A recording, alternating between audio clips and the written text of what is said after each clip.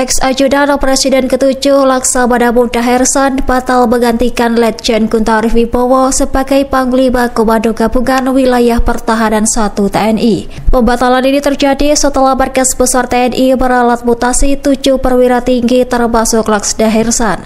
Dikutip dari Warta Kota Live, hal itu dikonfirmasi oleh Kepala Pusat Penerangan TNI Brigjen Christomei Sianturi pada Jumat 2 Mei 2025. Semula Hersan dikabarkan mengisi posisi Letjen Kunto yang dimutasi menjadi staf khusus Kepala Staf TNI Angkatan Darat. Namun mutasi tersebut ditangguhkan lantaran sejumlah perwira masih dibutuhkan dalam tugasnya. Menurut Brigjen Christomei, jika satu posisi belum bergeser, maka perwira lain dalam rangkaian mutasi pun ikut tertunda.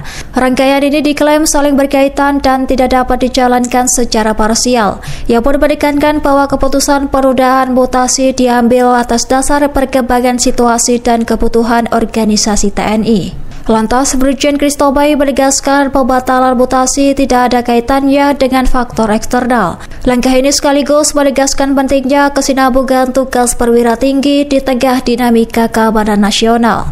Meski demikian, TNI memastikan mutasi dilakukan secara profesional, strategis, dan tanpa pengaruh eksternal. Ex-ajudan Presiden ke-7 Laksamana Muda Hersan batal menggantikan Letjen Kunto Arif Wibowo sebagai Panglima Komando Gabungan Wilayah Pertahanan 1 TNI. Pembatalan ini terjadi setelah Markas Besar TNI meralat mutasi 7 perwira tinggi termasuk Laksda Hersan.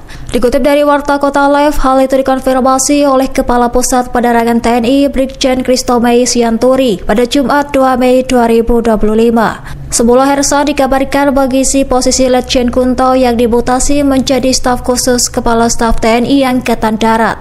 Namun mutasi tersebut ditangguhkan lantaran sejumlah perwira masih dibutuhkan dalam tugasnya. Menurut Brigjen Christomei, jika satu posisi belum bergeser, maka perwira lain dalam rangkaian mutasi pun ikut tertunda.